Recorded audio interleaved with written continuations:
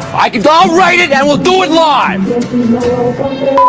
And thing sucks. Don't you know, pump it up. You got to pump it up. Don't you know, pump it up. You got to pump it up. Don't you know, pump it up. Right, you got to pump it up. Don't you know, pump it up. Like, I like to know what Lou Wilson is right now. Don't you know, pump it up. You got to pump it up. Don't you know, pump it up. You got to pump it up. Don't you know, pump it up. You got to pump it up. Don't you know, pump it up. Welcome to All Zero. Nope, there's a couple people in here. There is people in here on a Monday afternoon celebrating Michigan's win over USC on Saturday. You got to pump it up, Trent. We're all jacked about it. Feels like a new season. Feels like a little bit of, Tyler from the Facebook page says stressful game, but got the W. Dylan says, let's go. Bobby says, yo, how about him? Yeah, I mean, Tony, good to see you. Tony Petrosky from the Facebook page. We both got fried on Saturday. It was about 90 degrees down. Trent, I did it. Yeah, I was fine. You wouldn't know anything about that life, that kind of world. You're up there in the press box. You're up there on your little perch, air conditioned. You're getting cookies and treats during the game, sipping on Mountain Dew, while guys like Tony Petrosky and I are down there in the mud, getting it out the mud, grinding. I've got like a weird sort of sunburn / tan that's like on my head now from wearing my hat. It was, it was a great atmosphere, incredible game. It was in a lot of ways, it was, I think, a perfect and fitting welcome for USC into Big Ten conference play. And the way that the game just sort of, played out in Michigan's style of football, and we'll get into that. But I mean, overall, I just think, when you take an overall view of the game, incredible game, incredible atmosphere. Shout out to the fans for actually pulling off the stripe out. Nobody had confidence that it would happen. And then we get into the stadium, we see everybody start to file in. It looks incredible. Trent, before we get into the details of the game and we talk offense and we talk defense, it was Michigan USC. It was new look Big Ten. It was 3:30. It was CBS on the call. Like, all of these things that are new to us as Michigan fans in the Big Ten. I mean, overall thoughts, impressions on Michigan, USC, how did it feel? Yeah, so I haven't been a huge fan of the conference realignment. I still don't know if I'm totally there, but I can definitely get down with USC coming to the big house, and then even vice versa. I mean, it looks right. You're used to, I was talking to Matt up there in the press box before the game. It's like, this game should be played in Pasadena. Like, this game should not be held in Ann Arbor. And then once it kicked off, it was cool. It was awesome. The fans did a great job with the stripe out. I know there's, according to, I haven't rewatched the game yet, but I know there were some people saying it looked kind of red on TV, red and maize, but there in person, I didn't think it was possible, but I thought the fans did a really good job with it. Yeah, it did. It had a weird, it did kind of look red and maize for the stripe out. And I think that's because like the blue really doesn't pop. Like it just looks like a dark color. And then you had, I don't know. Red. You had red there too. Yeah, you had some red there. And then you had also 55,000 fans who were sunburnt, red face, red arms pretty much. And so, yeah, you mix those two colors together and it basically looked red. But overall, I mean, I think the stripe out was incredible. And yeah, I just, I said this to you guys, like, full disclosure, when we got down there, maybe it was the heat. Maybe I was starting to black out and suffering from too much sun exposure. But I was standing near the tunnel and I was sort of looking around and I looked up into the stands. And I swear on my children, this is true. I looked up in the stands and there were like clumps of people wearing maize. And I'm like, why the hell what is the deal with that? And then it dawned on me. I'm like, oh shit, stripe out. And that was how I realized, like, this is actually happening. Like, they're going to pull this off. And it did look incredible. And you're right. I mean, I think initially, you think Michigan, USC, you think Pasadena, you think Rose Bowl. And it almost kind of like the way the sun was setting and the way the shadows were casting on the field, like it had a very Pasadena type feel, right? It was hot. It was warm. It was two of the most recognizable brands in college football doing battle in Ann Arbor. And I agree with you, Trent. I I'm in the same boat. Like, I've been very resistant to conference realignment. I looked at teams like USC and Oregon and Washington and UCLA, and I'm like, these guys just don't belong in the Big Ten. These are not Big Ten programs. But then you get a game like you got on Saturday, and it was special. It was an instant classic. And like I said at the beginning, it was just such a fitting way to welcome USC into the Big Ten Conference with a football game like that. And we'll get into the details, particularly on the offensive side of the ball. But I think where we really need to start is defensively. The Michigan Wolverines, it was very clear right from the jump that they wanted to play fast and they wanted to play physical. And Trent, we talked about that going into the game, that the defense was just going to need to play a certain way. They were going to need to get to Miller Moss. They were going to have to rattle him. They couldn't allow him to sit and throw comfortably in the pocket. Trent, I would say mission accomplished as far as rattling Miller Moss is concerned. Yeah, definitely. And that was one of my big keys going into the game. This dude he's an elite passer. I know he's a first-year starter, but he has all the tools to be just a fantastic college quarterback, and I think he already is. And he's got so many weapons, too, on the outside to throw the ball to. You had to get pressure on him. And Josiah Stewart, Derek Moore, Mason Graham, Kenneth Grant, like the boys who are supposed to be the leaders of this team, they came through. They came through when Michigan needed them to. And really, the story of the game is when they didn't get pressure on him, he kind of picked them apart. Second half was prime example of that. The first half, they were constantly back there. Second half, there was still pressure, but USC schemed a little bit up. I think they made a personnel change on the offensive line as well, and that helped. But Michigan, I mean, the defense overall did what it needed to do. You held USC to, what was it, 24 points? Or 24 points, and it's an elite offense. You know, you keep them under 28 points, you feel pretty good about your chances of winning the game. And there were definite lapses, though, communication wise on the defense in the second half. There was all three touchdowns actually. It looked like miscommunication in the back end between Makari Page, Zeke Berry, Jair Hill. That stuff still has to get cleaned up. But overall, I think most fans can say that the defense was fine, did what it was supposed to do from the get. Yeah, I mean, you know, I know that you had a good vantage point of it up in the press box. I can tell you down on the field, Miller Moss, at one point in the second quarter, I think it was after Rayshon Benny, by the way, you know, went down to the ground and then dragged himself, crawled on the turf to get to Miller Moss and get his hands on him before he could release the ball. I think on that play, Miller Moss got up and he looked at the ref and he was begging for help. Miller Moss was before he let go of the ball, even when he was getting a pass off, there was contact somewhere. And more often than not, it was Josiah Stewart. Josiah Stewart was absolutely on fire on Saturday. This was a guy, he came out of the gate against Fresno State, had a strong game, and then didn't look all that great against Texas. Didn't really look that strong against Arkansas State. He had 4 tackles, 2 sacks, 3 tackles for loss, and a forced fumble on Saturday. And 4 quarterback hurries, I believe. 4 quarterback hurries. He was in the backfield all day long. I told you guys this on the way home. I was trying to figure out a way to get good shots of the defense doing what they were doing. I'm like, I'm just going to keep my lens on Miller Moss because that is where they are at all day long. And sure as hell, yeah, Rayshon Benny, Mason Graham had a hell of a game. Kenneth Grant had a hell of a game. Josiah Stewart, Derek Moore was getting pressure on the quarterback. And I know that there were some lapses in the secondary, but I think overall the secondary played well. Credit to Jair Hill, who made a couple of big plays, one on USC's final drive that helped prevent a first down, helped prevent them getting within field goal range with an opportunity to tie it up.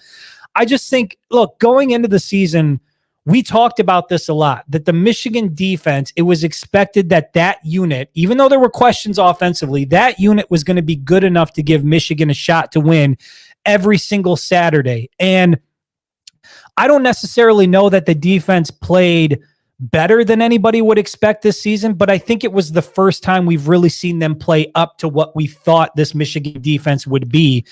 And I think that now that they've done that, my hope is that we'll see more of that moving forward because these guys are disruptive.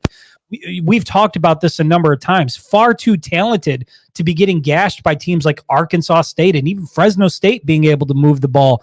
And to see Michigan return to dominance defensively, I think it gives me far more confidence about this Michigan football team moving forward. You still got to clean some things up, still got to get better at some things. And Trent, I think you mentioned it. You can't have lapses in the secondary. You know, they still gave up 280 yards through the air, something like that. Yep. And we'll talk about that when we talk about Michigan's passing attack. But look, that can happen, right? You can give up 280 yards through the air, 3 touchdowns through the air, and you can still end up losing a football game. And so overall, I think it was a solid performance from the Michigan defense, something to build on. Ricky from the Facebook page says this. Trent, I don't know. I haven't really seen much of this. Have you seen it? Ricky says, don't you think it's hilarious how the narrative, and we talked about this going into the game, but he says how the narrative has changed in a matter of 2 days. All last week, all we heard was USC was going to beat Michigan by 21. Even Desmond Howard picked USC to win, which is insane to me. I think that was the first time he's ever picked against Michigan, too, which is crazy. It hasn't happened all that often because we talked about that before we left for the stadium. But Desmond Howard picked USC to win, and he says now, well, it's USC isn't that good anyway. Have you seen that sort of, I guess, commentary surrounding USC in this football game? I haven't seen much of that.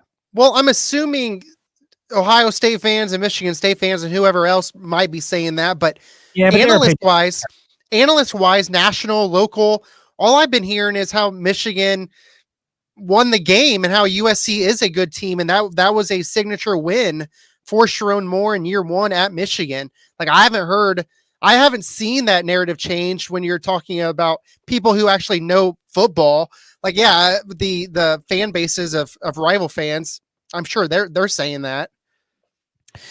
Yeah, and one of the things I want to talk about, yes, USC is not a bad football team. I think they just went up against a Michigan defense that was active and physical and violent, and it was a great environment for football. And I think, somebody was going to lose, but it was a classic football game, a well-played football game by both teams.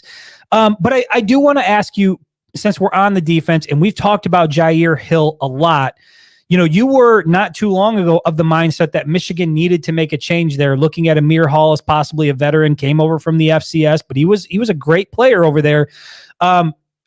Thoughts on Jair Hill's performance on Saturday? Made some big plays, still out of position here and there, but overall, I mean, do you see this as a guy who is starting to solidify himself as the starter at that spot? Yeah, I mean, I still kind of stand by me wanting to see Amir Hall out there. He's just that veteran. But no, I mean, I think that Hill, it was a definite progression game, right? Like, we saw that the talent that he does possess, he's his tackling, right? His tackling has been a big issue all season for Michigan. He tackled really well. In the first half, I don't think you can even look at a play where he was in position where he was supposed to be at all first half. And then the second half happened, but I mean, Michigan was playing zone all 3 times that USC scored their touchdown, and he was there. Was it his fault? I don't know. According to PFF, he was graded out as one of the best defenders on Michigan's team. So, Makari Page, he was also around. He was actually one of the worst defenders graded out per PFF. So there was definite communication issues there. Maybe it wasn't on Hill, but he was just around the ball. So, of course, you're looking at him as a possibility with the issues that he's had all season long. But no, I mean, this, especially against a good USC passing attack, this was his best game he's played here by far and away. Yeah, made some big plays. And look, there are things to clean up, right? It wasn't a perfect game from the Michigan defense, but how refreshing was it just to see them physical and active and getting in the backfield? And I said it just a little bit ago, but Miller Moss was getting his ass beat all afternoon. I mean, it started early and they were coming often, and he had to go in and get his ankle wrapped, and he was limping around a little bit and slow to get off the field. Like, it wasn't like he was just taking some hits here and there. It felt like every time he dropped back, a Michigan defender was getting their hands on him at the very least. And so I think it was an incredible job by the defensive front. And I think the secondary, outside of some lapses where they gave up some big plays, I mean, they also made some big plays as well. So step in the right direction for this Michigan defense. You need things to get better. There's no question about it. I do want to ask about this, Ricky from the Facebook page. He brings up Big KG. I've been advocating for this guy. He said Kenneth Grant getting stripped was actually hysterical. Did he really think he was taking that back for 6? Ricky, listen, I can tell you without question, I had him in my lens. I was zoomed in all the way. The look on his face when he picked up that ball and took off running, I knew for a fact he was going for the end zone. And then he tried to make the move, right? Or he tried to, that was the running back, right? From USC, where he tried to sort of pull him and shed the tackle there. And obviously he made a great play on the ball and stripped it. What are your thoughts on KG? You know, there were a lot of people that said, could have cost Michigan the game. You just need to fall on it, yada, yada, yada. Thoughts on the 6'3", 340-pound defensive tackle saying, nah, I'm not doing that. I'm taking it for 6 the other way. Well, my initial thought was, boy, can this dude actually run or what? Like he was running up and down that field, and there really wasn't anyone close to him until Woody Marks came and tried to tackle him and rip the ball out. But then it's like, dude, how do you let this 180-pound running back rip the ball from your hands? Well, he is a defensive tackle. He's not a running back. He's not used to tucking the ball away or even just falling on the ground with the ball. But I mean, obviously, at the end of the day, USC did get a touchdown from it. They also got a touchdown from Donovan Edwards' fumble. So there's 14 points technically off turnovers from Michigan. And I'm sure if that happens again, he's going to know to fall down with it going forward. You're probably right there. And I hate that. Because that was a football player trying to make a football play. And let's be honest, and we'll talk about it when we get to the offense, but it's not like the offense was moving the ball at will. It put together some good drives. But I think Kenneth Grant picked up the ball and he saw open space in front of him and he was like, I'm going to go get points. I'm going to go make a play for my football team. And unfortunately, you know, when you are a 6'3", 340-pound defensive tackle, you're not really, you know, how are you going to take care of the ball? You got to cover it. Like, you're not going through those drills in practice. But I thought it was incredible. A lot of people were giving him a hard time. And I just thought, look, man, this is a guy who's trying to make a big play for his team. And yeah, did it end up being a fumble and a turnover? Sure. But if KG takes that, 80 yards all the way to the end zone, that's one of the most legendary plays in Michigan football history. That might be number one on ESPN's top 10 play, other than the Colorado Hail Mary. I mean, it'd be one of those two, right? It would have to be. It would be up there for sure. So, I mean, I'm not going to hate on the guy, but yeah, cover the ball up next time. But, you know, you're probably right, Trent. The next time he gets his hands on it, he's probably just going to fall on it. But is there anything else you want to say about this Michigan defense before we transition over to the offense? Once again, it was just a solid performance. How about this? Let me ask you this. Wink Martindale has been under fire. A lot of people looking at Wink Martindale. Hey, Wink Martindale, I mean, he's like Don Brown. Like, he's blitzing too much. He's doing this. The coverage is this. Thoughts on the game that Wink Martindale called and put together on Saturday?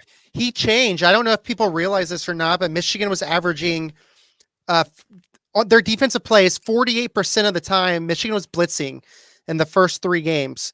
On Saturday, Michigan blitzed 30% of the time. So that was a big change in what Wink Martindale likes to do and wants to do.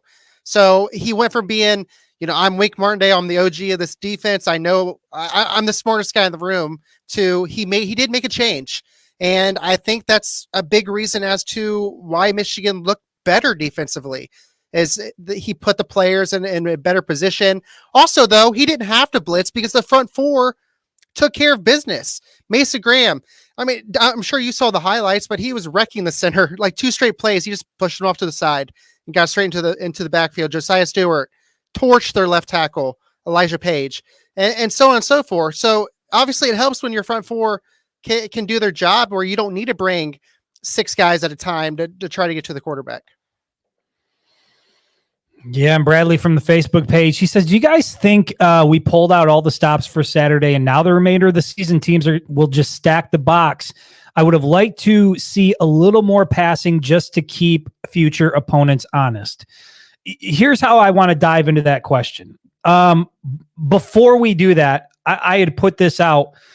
Trent, if we did the show on Friday and I had told you that Michigan wouldn't win on the time of possession, that Michigan would turn the ball over twice, that Michigan would have just 32 yards passing, that Michigan would have fewer first downs than USC, that Michigan would only convert on 4 of 15 third down attempts, that Michigan had 9 9 offensive possessions that ended in a punt or a fumble. 9 offensive possessions. And that Michigan had 6 consecutive possessions that went like this. Punt, punt, punt, punt, fumble, punt. How the hell does Michigan win a football game like that? Now, if you tell me that before the game, I'm thinking it's probably going to be a 31-14 game at most. USC is going to walk down there easily winning, especially the time of possession, because that's what Michigan wanted to do. They wanted to run the ball, which they did, but they wanted to run the ball, keep that USC offense on the sideline for as long as possible. And it's pretty, when you break it down like that, it's pretty crazy to think that Michigan actually won the game. Dude, any one of those things on their own would have been concerning. If I had just told you that, okay, here's all you're going to know about the game heading into Saturday, Trent, that Michigan is going to, on 9 offensive possessions, it's going to result in a punt or a fumble. That one thing alone would cause you to think, okay, well, there's no way Michigan's winning that game. If I were to tell you going into Saturday that Alex Orji would only have 32 yards passing, we would have thought, okay, well, I don't know what the score looked like, but I'm guessing Michigan probably ran the ball 32 straight times again. 32 passing yards, and I think this goes into Bradley's question here. Michigan offense, we'll talk about the rushing, and obviously Khalil Mullings looked incredible, and I think Michigan did what they wanted to do on the ground. But what was it, 7 of 12 attempts, 32 yards rushing, the lowest output, at least from a number of sources I've seen since 1987 for the Michigan offense. Trent, when you look at the wide receivers, you had Marlon Klein with 1 reception for 10 yards. You had Donovan Edwards with 1 reception for 9 yards. You had Samaj Morgan with 3 receptions for 6 yards. You had Frederick Moore with 1 reception for 5 yards and Khalil Mullings with 1 reception for 2 yards. Michigan averaged just over 2 yards per completion through the air, finished with 32 yards through the air. Again, the lowest since 1987. To Bradley's question, would you have liked to see more out of this passing game? Yeah, I mean, I think everyone probably wants to see more out of Michigan's passing game. Is it realistic? I don't think so right now. I just don't think that it is. And if Michigan can win games like this, that's what you're going to see. I don't think you're going to see a big change of philosophy, especially if Michigan right now, they're more horizontal in the passing game. There's no vertical threat. And I don't think it's all the quarterback. We talked about this after the game, but Michigan just doesn't have that go-to guy right now, especially when Colston Loveland isn't there. They don't have somebody that can stretch the field. I feel like Samaj Morgan should be that guy, but they don't throw it down the field to him. If anybody, it's been more Frederick Moore, and he played 3 snaps on Saturday and caught one pass. So I don't know. I don't know that it's all quarterback. I think that it's a good mixture of issues going on with Michigan. Pass protection being one of them. Evan Link, he had another bad game. I think he got graded down as a 44 on PFF, one of the worst out there. They have a lot of issues with that pass game, and you can blame it on Alex Orji, you can blame it on Davis Warren, whoever you want, but it's not just the quarterback. There's too many issues going on. You said if it can work. For as incredible as the running game was, and you talk about how Miller Moss had 270, 280, whatever it was through the air, 3 touchdowns and still lost. Yeah, that can happen, but I'm just not sure that what we saw from the passing attack, that formula can continue to work moving forward. Can it work against a Minnesota? Sure. Can it work against a Northwestern? I think so. Can it work against Oregon and Ohio State and even on the road at Washington? I don't know, man. I think you have to find a way to get more out of this passing game. And we're now 4 weeks into the season, and it looked the same in week 4 as it pretty much did in week 1. There is no explosiveness. Trent, you're 100% on the mark. Everything is horizontal. Nothing is vertical. They're trying to get the ball to Samaj Morgan on the bubble screens and get him in space where he can make things happen. But there's contact early. Like there just is no space to operate. You look at a guy like, okay, is Marianne Walker potentially that deep threat? He's got a little more of the height.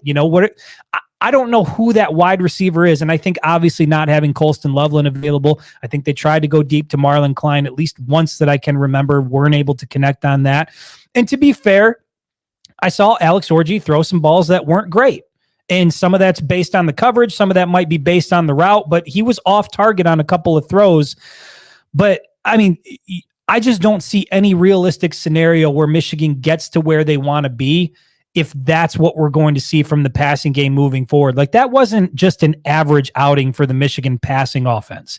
That was, and I'm not trying to be a dick when I say this, but that was one of the worst passing performances I can ever remember. Again, that's the least amount of passing yards they've had since the late 80s. I don't know if you realize it, but it's not like it's much better, but back in 2021, Michigan threw for 44 yards against Washington in that primetime game, the Mays out. Yeah, McNamara had 44 passing yards back in 2021. Obviously, the score was completely different because I think it was 31-10 in that game, where this one was much tighter. But I mean, it was a very similar play style. Yeah, I think the difference in this one is that there was a sense, especially on that last drive, and Khalil Mullings, obviously, we're going to get to the rushing attack in a little bit, but there was a sense on that last drive where Michigan had to go about 90 yards, and it was like, okay, they can't move the ball through the air. They're going to have to do all of this on the ground. I don't think that there's enough time left. And keep in mind, Michigan punted on 8 of 12 possessions.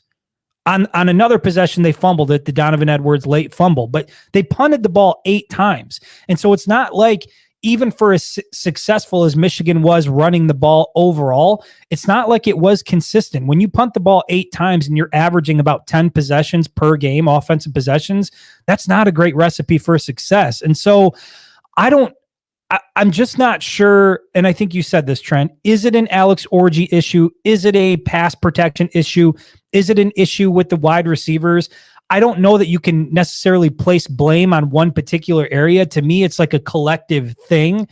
But am I crazy in thinking that this passing game has to look? I mean, you got to be at like 150 yards, which is worlds away from where they were. But I think if you can just be average through the air, this Michigan offense can be pretty damn good. How do you fix it? Yeah, I was looking back in that 2021 season, just trying to do a little bit of comparisons there. Even that year where you have Cade McNamara as a starting quarterback, more of that game manager type that you had then, Michigan still through 8 games. Oh yeah, 8 games they had 200 or more yards through the air. And I mean, right now I don't even see that being realistic. It's not even a possibility that Michigan can throw for 200 yards through the air. No, but I agree with you. I think they have to. Like, if you want to have a chance at beating Oregon and Ohio State, I'm not saying they have to throw for 200 yards, but like you said, 150. I think if you can throw for 150, you can play good defense. Khalil Mullings, Donovan Edwards, Alex Orji running the football. I think you have a fighter's chance of winning that game, winning both of those games, actually. But throwing for 30 yards, you're not going to win too many games going forward. Even against Minnesota or Illinois, they're looking good. Indiana, if you throw for 30 yards against those teams, I mean, you're going to drop at least one of those games, I think. There's no question about it. And 150 yards through the air is not asking the world, I think, of an offense, of a D1 offense at the University of Michigan. But what you can't be, I mean, Michigan is 128th in passing nationally. 128th nationally out of 130. You know who's worse than Michigan in passing offense through 4 weeks? Let me give you those teams, Trent. Kent State, ULM, New Mexico State, Army and Air Force. 2 teams that don't even throw the ball. If you're Michigan, you cannot be 128th in passing offense under any circumstance. I think it's incredible that they won the game the way they did, and Michigan was completely one-dimensional on offense on Saturday. There was zero threat that Michigan was going to burn USC through the air, and USC knew it, and they still couldn't stop Khalil Mullings from doing what he did. I think that's incredible. I don't think that's a recipe for success moving forward. So 128th nationally in passing offense, and then Michigan is 109th in total offense. 109th in total offense through 4 weeks. Only 2 teams in the Big Ten are worse, Trent, Northwestern and UCLA. So from a passing standpoint, Bradley, that is a very long-winded way to say, yeah, I think we all would have liked to have seen. We can all sit back and say, that was Michigan football, and Bo Schembechler would be proud and just hammer it away and ground and pound, yada, yada, yada. Great. It was awesome on Saturday. Do I want to see that trend continue moving forward? Absolutely not. Michigan has got to find a way to prove that it can be a threat, not horizontally, as Trent pointed out, but you got to be a threat vertically down the field. You have to show that you can complete passes down the field on a regular basis if you want to get to where you want to be. And I agree with you. If they can do that, if this passing attack can be somewhat competent, if it can be just average, doesn't have to be good, doesn't have to be great. If it can be average based on what I saw from the defense and now what we've seen from this rushing game, I think Michigan legitimately could make a run at a 4th straight Big Ten championship. Am I crazy in that? No, I don't think so. I think Michigan, this goes back to the beginning of the season, how we were talking about Michigan has so many players. They have so many star players that are supposed to be on this team. I mean, we saw the front four. They finally showed up. They were fantastic. I've been harping on Mason Graham and Kenneth Grant now for a few games. And they were great. They were fantastic. Linebackers, I think that Ernest Hausman had a better game, but we still want to see more from Jayshon Barham. Will Johnson, pick 6. I mean, that alone, that play alone helped propel Michigan to the victory. Obviously, you still want to see more from Akari Page and so on and so forth. But no, Michigan, I think if you can get some sort of a respectable passing attack where, yeah, if you can hit one deep shot, that changes the defensive mindset for the opposition. You have to respect Alex Orji if he can hit a deep shot. And that changes the whole structure of your offense. You can do so many more things with it. And all it takes is one time, one play. And I think this Michigan offense could go from being just okay to being good.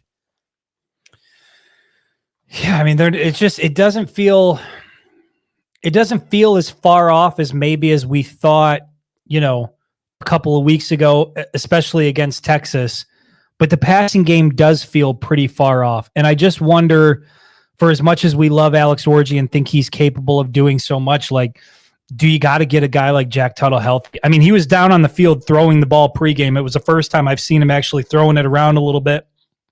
And he's been questionable now for a couple weeks. I don't know if that is the answer, but if Alex Orji is going to remain QB1, and I have no reason to believe that they're going to change it, at least after what we saw against USC. Sharon Moore already said today that Orji's remaining QB1. There you go, right? Which is to be expected. And so I think if that's going to be the case, after the game, Sharon Moore basically said, yeah, I like to throw the ball too. But when you can run the ball at will and you can sort of break another team and you can continue to do it that way, like, what's the point in changing? And I agree with that. I mean, there's some truth to that, but I don't have a ton of confidence that it's simply just a matter of flipping a switch and being like, okay, now we're going to be potent through the air. I don't know that element is there. And so, certainly against Minnesota, you got to see that pick up. And then you go on the road at Washington. And regardless of what you think of Washington, that environment is going to be a tough place. It's going to be Michigan's first time on the road. I just have a feeling here at some point in the near future, they're going to need far more than 32 yards out of that passing game to put a W. And then it becomes a question of, can Michigan do that? To Sharon Moore's point, if you can't run the ball at will, if it's not happening, is Alex Orji the guy who can drop back and throw it 25 or 30 times and you guys can move the ball down the field through the air?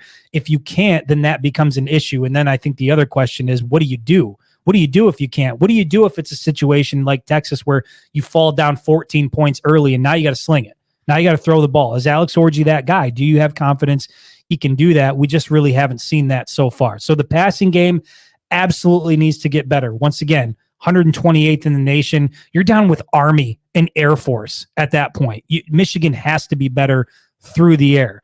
On the ground, bit of a different story, Trent. This was a bright spot, the bright spot of the afternoon for the Michigan offense. Khalil Mullings, my goodness, this guy, I feel I know we did not give this guy enough love, enough credit heading into this season for who he was and what he was capable of. And I think he has now proven through 4 weeks that he is the guy in Ann Arbor. I mean, not bad for a former linebacker. Dude, it was like shades of, maybe it was the matchup, the USC, sort of the Pasadena Rose Bowl feel. But on that final drive, when he broke off that 63-yard run and he was trucking and dragging defenders, it reminded me of Blake Corum in the Rose Bowl against Bama. That type of Herculean effort where you're not going to be denied. These guys aren't going to bring me down. For as much as we have questions about the passing game, Trent, the running game looked pretty damn good Saturday. And I was one of these people, but before the season, there were a lot of people, even on this channel, saying how Khalil Mullings should be running back 1 and Donovan Edwards should be the backup. And I'm like, no, like this is Donovan Edwards' year. He's going to be the star player on this offense. Khalil Mullings, he's going to have a big role on the team as that number 2 back. But here we're 4 weeks in, and there's no doubt that Mullings should be running back 1.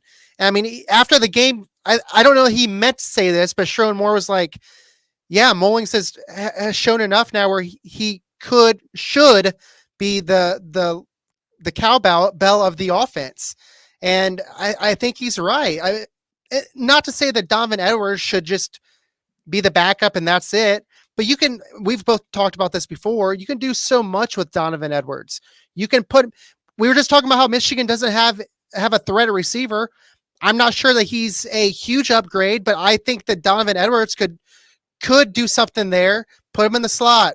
Have Orji, Mullings, and Edwards on the field at the same time. I think it adds a new wrinkle to that offense. But no, Mullings, yeah, he's been sensational. He's definitely the lead back right now. Yeah, he's averaging over 8 yards per carry on the season, put together another 150 plus yard rushing game. He is an all-down back. He's a short yardage guy, as he proved as Michigan got down towards the end zone and had to get it in there on 4th down, which shout out to Max Bredesen, by the way, on an incredible block. Once again, serving as an unsung hero in this offense, doing the dirty work.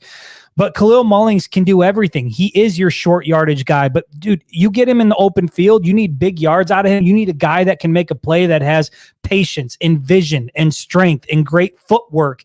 That is Khalil Mullings. And, for as much as we think and love Donovan Edwards, Khalil Mullings, there are people in the NFL that are looking at number 20 and saying, this guy can do some damage in our offense. He is rising quickly, got a great head on his shoulders, but the drive and the athleticism and the way he plays football, I think, is exactly what you need in this Michigan offense. And I think you're right. Like, it's just now painfully clear after 4 weeks that he needs to get the lion's share of the carries. I like the change of pace. And Trent, I think you mentioned this when we were leaving the game, but because Donovan Edwards is one of those guys where maybe it takes a little bit to get going, right? That you let Khalil Mullings go out and serve as the hammer and sort of loosen up that defense and put them in a bad spot. And then you start to bring Donovan Edwards in the game as that change of pace running back. You talk about moving Donovan Edwards out to wide receiver or putting him in the slot in those types of situations. Well, I certainly think that can work. But how much do you think that could help Donovan Edwards, where let's just lean on Mullings, let's use him for the first quarter, let's get him going, and then all of a sudden after he's beat the shit out of the defense for about a quarter or two, now you start to bring in Donovan Edwards, who's fresh and looking for a big play. Yeah, I think that definitely serves a purpose too. He's a home run threat waiting to happen. And we've seen it a couple of times now this season where he has a hole, he breaks through it, and nobody's going to catch him. So, yeah, I think that's definitely a recipe for success. But I'm also thinking about Donovan Edwards as a person too. He has not been shy to say that he wants to be on the field. Yeah, he wants his team to win, and he's going to be a team captain and a leader.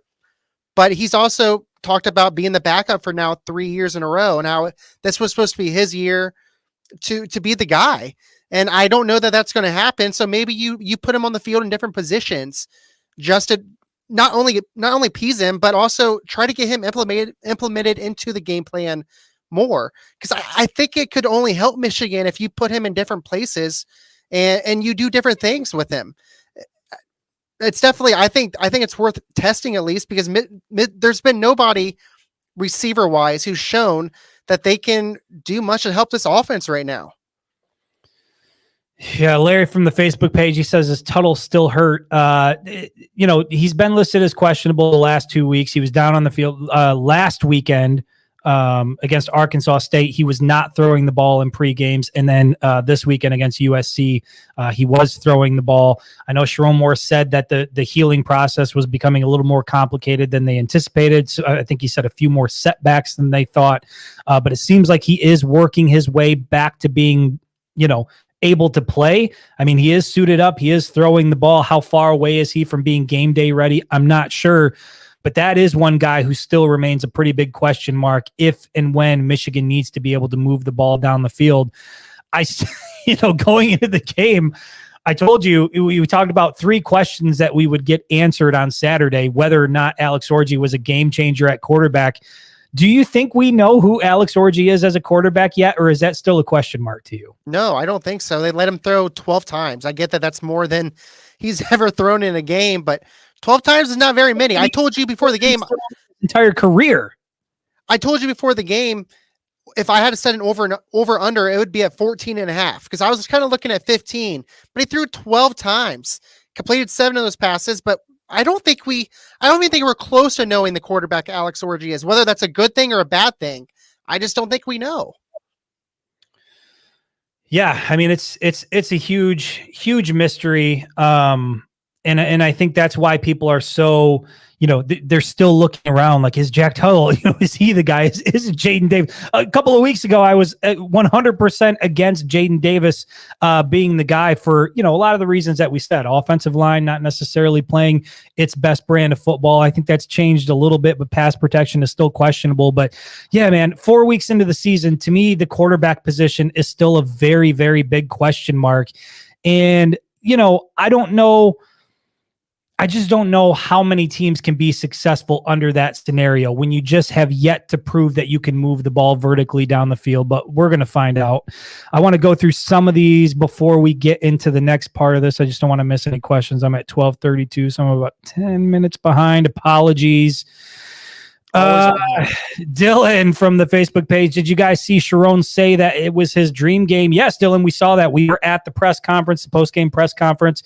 Sharon Moore was asked about the offense and, the 32 yards passing offensively and contrast that to the rushing game. And he did say that. He said, look, that's my dream. And in that same quote, he said, I would like to throw the ball. I like to throw the ball. But if USC is if USC can't stop what we're doing on the ground, there's no reason for us to switch it. Let me ask you this, Trent. How much of that do you think do you take that at face value that really was the case and that was how they were approaching it? They knew USC couldn't stop them versus how much do you think it was a realization of we're not going to be able to pass our way out of this. We're going to have to continue to stay the course on the ground. I think it's a little bit of both. I mean, last year against Penn State, they just flat out couldn't stop Blake Corum. Donovan Edwards had a few good runs too. And he ran it 32 straight times. And I do think Sharon Moore has that mindset of, look, if they can't stop our run, because that's what he wants to do. He was an offensive line coach. He loves the run game. They're just going to keep doing it until it's proven that the team can stop it. And obviously you have an inexperienced quarterback behind center who's barely thrown the football in game situation. And obviously that has to be a little bit of a factor too. It has to be. And you're going against a good team like USC. So if the run game's working, they're just going to keep rolling it. Sean from the Facebook page, he says, if Orji is our man, we're just going to look like Michigan of the late 70s. It is what it is. Let's just get really good at it. I mean, there's something to be said for that. Like, if you're going to go all in on this running thing and you're going to try to bully your way to a Big Ten championship and this is going to be the way you play football, then yeah, I agree. You just better be really break out the leather helmets, break out the wishbone offense. Let's just go all in on it. I mean, how incredible would it be if Michigan? Wouldn't that be something against Minnesota? They just change everything and just go. It would be even better against Minnesota is if Michigan had like 12 yards through the air and it was more of the same. And it was like, this is just how Michigan plays football now. I don't hate it if it's going to work and result in a W on Saturday. I'm sign me up. There was a point in time in my life, Trent, where I was like, big part of me wanted to just be entertained on Saturdays too. Like you would tune into an SEC game after Michigan was done playing, and you'd see these guys chucking the ball 70 yards down the field, and you would think, holy shit, why can't we have that in Ann Arbor? That's electric. That's big time. Maybe it's my old age. Maybe it's the fact that I'm in my 40s now. I am at a point in my life where I am run the ball 60 times. If it's going to get you the W, I don't care how interesting it looks. If it's going to result in a win, if that's the way that you guys are going to get to where you want to be, do it. And then Tyrone from the Facebook page says, remember Jalen Milroe last year? Alex Orji is going to be fine. We talked about that before, how Alabama early part of the season, last season, they were going through a bit of a quarterback controversy, had to make a couple switches there. Jalen Milroe ended up getting benched, and then he came back in later in the year. Alabama lost to Texas early in the season, and then the Crimson Tide obviously made their way into the college football playoff and just happened to lose to Michigan. Trent, when you see that Jalen Milroe comparison, how comfortable are you with that, and how accurate do you think that is? Is Alex Orji that type of guy? I understand the comparison. I understand what Tyrone's trying to say. Jim Harbaugh even had that comparison last year with Alex Orji. I cannot compare Alex Orji to Jalen Milroe right now, though. I mean, the skill set, I can see why people want to compare him to Milroe. And I know that Milroe started off slow last year, but you've seen so much more, even the early goings with Jalen Milroe compared to what we've seen from Alex Orji. Yeah, they might be similar players, but I can't compare how good Milroe is compared to Orji right now. Yeah, I think it's a tough comparison, only because I don't know that Alex Orji is ever going to be like a true quarterback. I think he is always going to be a run first quarterback, which again, I'm fine with, but there has to be a sense of, if you need to move the ball through the air, that you trust him enough to do that. And like I said, I saw a couple of throws that looked pretty good on Saturday. And then I saw a couple of throws that, like, there was one he threw to Tyler Morris up the sideline, and I think there might have been a little bit of pass interference involved. I'm not going to whine about speaking of complaining and whining, like, if there's one thing USC got figured out as a fan base within the Big Ten, they took some notes from the folks down in Columbus when it comes to whining and complaining about how things are unfair. USC fans have been struggling about the way that game was called. But, I think Alex Orji, I just don't see him being that Jalen Milroe type guy. I think he is a running back playing quarterback, as much as people wanted to say that about Denard Robinson back in the day. I think that is very true about Alex Orji. Like, he will throw it if and when it's absolutely needed, but they don't even want to let this guy throw the ball. I mean, they are very content with Orji. You run it. Alex Orji had more yards rushing than he had passing, right? He had more attempts rushing than he did passing. I think that tells you everything you need to know about the way they plan on using him moving forward. Yeah, I'm sure. Maybe I'm wrong, but I would think as the season goes on, they're going to implement more packages with getting Orji going through the air. I don't think they're going to let him throw it 12 times a game. I think this week we're going to see him throw it a little bit more. I don't know what the number is, even if it's 15 or 16 times. I think it's going to be more. You think against Minnesota, we're going to see Alex Orji throw it more than 12 times? I think so. I do. I think they have to. I think they got to try at least. If it doesn't work, grab a pound. But I think they'll try. Yeah, I mean, maybe the score will dictate that. You know what I mean? If they're up by a comfortable amount and they can afford to let him sling it around. But I think then you go back to like the first 3 weeks of the season, and if Alex Orji was your true QB2, which now we know he was, like, probably should have got him some more reps in those first 3 weeks. But anyway, that's besides the point. Here's what I want to ask you next, as we're now 48 minutes into the show. We've now seen this thing through 4 weeks. Going into the USC game, you didn't pick him to win, Trent. You're a hater. This is a tough team right here. I didn't pick him to win. I'd like to know where Lou Holtz is right now. By the way, could you imagine if Sharon Moore did something like that after beating USC? After all the doubters, he steps to the CBS mic and he says something like, I'd like to know where Lou Holtz is right now. What a dink. I'd like to know where Trent and Chris is right now. Where are the guys from the winged helmet? Bring them down here. I'd like to know where they're at. So you've seen this now through 4 weeks. Did Saturday change your opinion of who and what this Michigan football team is moving forward. What impact did Saturday's game have on your view of this team? I mean, I'm sticking with 9-3. While I feel like we've seen a glimpse of what Michigan could be. It was really a tale of two halves, right? Michigan came out in the first half, dominated the trenches on both sides of the ball. Offense was moving it with the ground game. Defense, they weren't allowing anything at all to USC. Second half comes around. USC makes a little bit of some scheme changes. Michigan didn't get a first down until the middle of the fourth quarter, I think it was. Did not have a first down offensively until then. Defense had some lapses, but I feel like the last 2 weeks, the Michigan run game has kind of gotten their mojo back. They have confidence there. Khalil Mullings is running at an extremely high level. And as Joel Klatt kind of has said in the past, like that boa constrictor, I think Michigan has the chance of wearing down its opponents, playing sound defense, running the football. And I think they can win games that way. We've seen it before. This is now the second or third time we've seen them throw for under 100 yards and they still win a game. Obviously, I don't think many people want to see that, but I think with this team that it's possible. I still don't think they're going to win out. I don't think they'll be 11-1, but I think 9-3, possibly 10-2. I would never predict that, but 9-3 is definitely doable with this team from what we've seen. What happens if we went out, huh? Matt Kirby off the top rope with, he's always coming through with the Cade McNamara knowledge here, and we appreciate him for that. I told you, Trent, I sent you a text. I bumped into Matt Kirby at the Michigan game. He told me to tell you to go to hell on his way into the stadium. Matt, I hope you got back to the West Coast safe and sound. Obviously, you did. You're back on the show. Yeah, I mean, here's what it changed for me.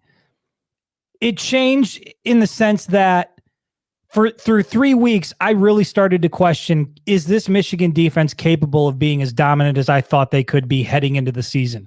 We knew all of the names, and yeah, they lost a lot of talent. You lose Mike Barrett, you lose Junior Colson, you lose Mike Sainristil, you lose Chris Jenkins. Hell, you lose Josh Wallace at the corner position. Like, they lost a lot of talent defensively. But the way that they performed on Saturday gave me some hope that that's still here in Ann Arbor.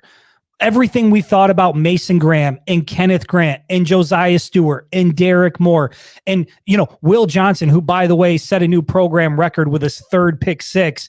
I mean, these guys, when they want to be and they're on their A game, it is one of the best defenses in the country. I still believe that. And I go back to what I said preseason, that if the defense can play at that level, that defense will give Michigan a chance to win every single game on Saturday. If we can see a continuation of that against Washington, against Oregon, at Ohio State, if we can see that Michigan defense in those games, yeah, 9-3, certainly attainable. 10-2, absolutely. Hell, Trent, I think that this team could be in Indy playing for another Big Ten championship.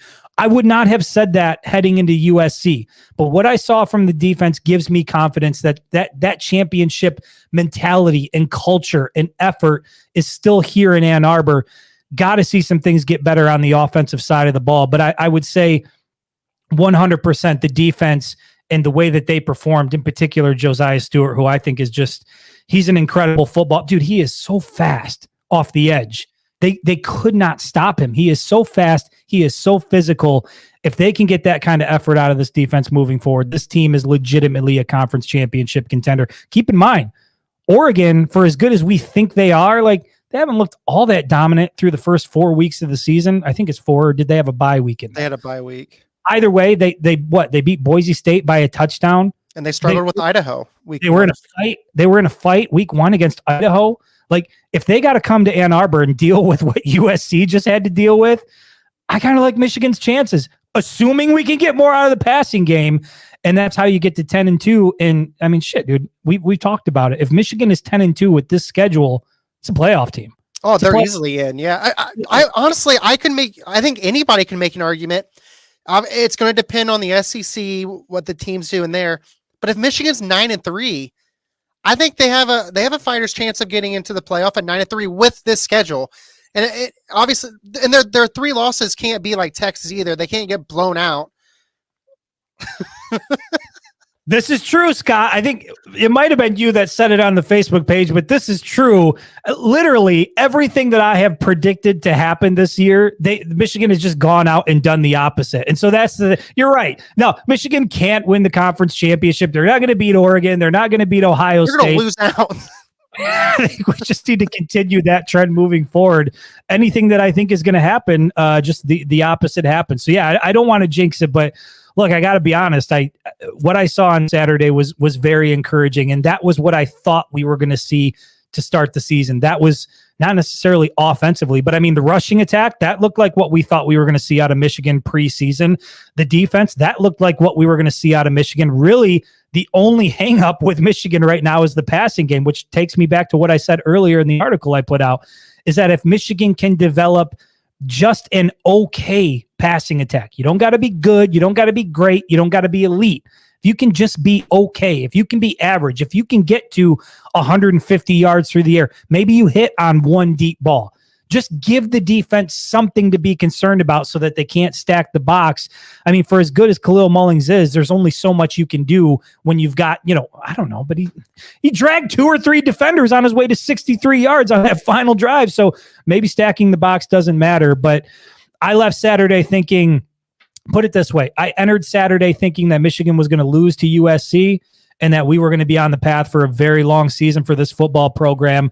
And I left Michigan Stadium thinking, this is once again a team that can compete for a conference championship and get itself in the playoff. And then we'll see what happens once they get in the playoff.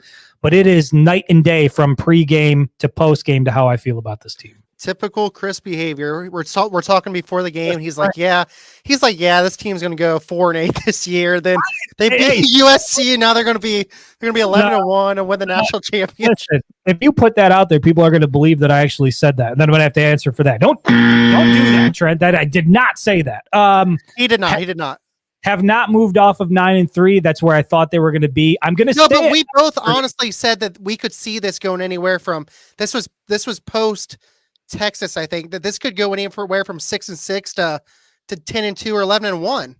Mark, listen, is 9-3 not in the middle somewhere? I think that was a very fair assessment. That was where I started at the beginning of the season. And after 4 weeks, I'm still at 9-3. 9-3, by the way, means that Michigan's going to lose 2 more games on the schedule, which is where I'm at now. Right, which is not ideal. And Trent had to come down. He was 10-2 at the beginning of the year, had to come down to where I was, I think, after 3 weeks, right? You made that change after what? Or was it after week 2? I made it after week 2. After the Texas game, right? Because you thought Michigan was going to win that game, if I'm not mistaken. Yeah, so we both predicted it.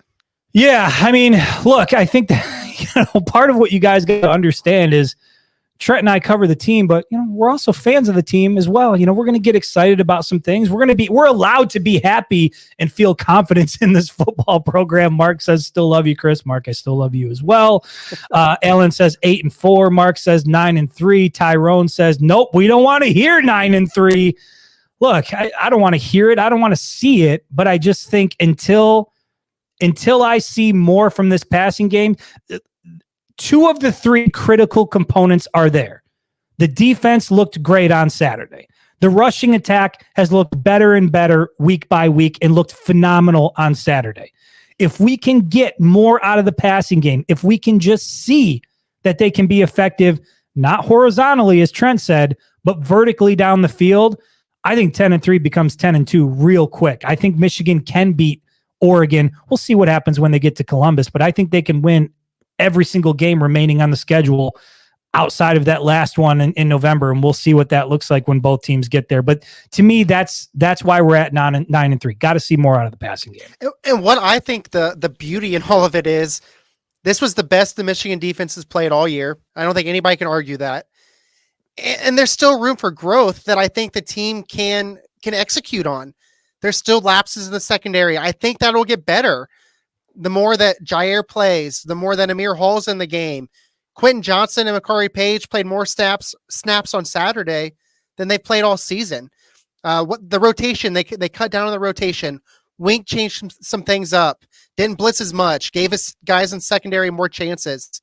And I think we saw that improvement defensively that we needed to see. And I think they can only get better from here on out too, which is crazy. Yeah, and Scott, make no mistake, Michigan is still very much the underdog in this conference. I mean, they're 3-1, and you know, there's more juice and more energy with this program after a big win against USC. And make no mistake, that was a big win against number 11 USC. Heading into that game, it wasn't just Trent and I that were picking a loss, but there were people nationally that thought USC was going to come into the big house and embarrass the Wolverines, similar to what we saw against Texas. That it wasn't even close to being the case. The score was closer than I think really what the game was. Michigan dominated that from start to finish, and they did it playing their brand of football. Yeah, I look around at different analysts and who they predict, like locally and nationally. I don't even know that I've seen anybody even really predict Michigan. I think everybody, unless you were biased to the program, I think everybody thought USC was going to come in here and win, not necessarily by a blowout, but I think that most people thought USC was going to win the game. Well, I think you said it right after the game. You said something to the effect of, look, if you were picking Michigan to win that game before that, it was a hope. You just hoped that Michigan would win. You weren't really basing it off of anything you've seen. Michigan didn't show anybody in 3 weeks why you should think they were going to beat USC, even if it's at home. USC had that premier win against LSU week 1. While we don't know if LSU is really that good or not, they still got the win. And Lincoln Riley is a heck of an offensive mind. The defense looks improved. When you're comparing the two teams going into week 4, unless you were biased to Michigan, I don't see how you thought that Michigan was going to actually win the game. Yeah, and this is something that I think we touched on it a little bit, but we haven't talked enough about how impressive this is. Scott from the Facebook page, he says, "What a gritty win without Loveland, no less." That is something that I think we cannot gloss over. Michigan got that win against USC without their best, by far, offensive weapon through the air. Colston Loveland not being in that game was a problem. And we all think a lot about Marlon Klein and what he's capable of, but Marlon Klein is not Colston Loveland. Colston Loveland is a first-round pick. He catches everything that comes his way.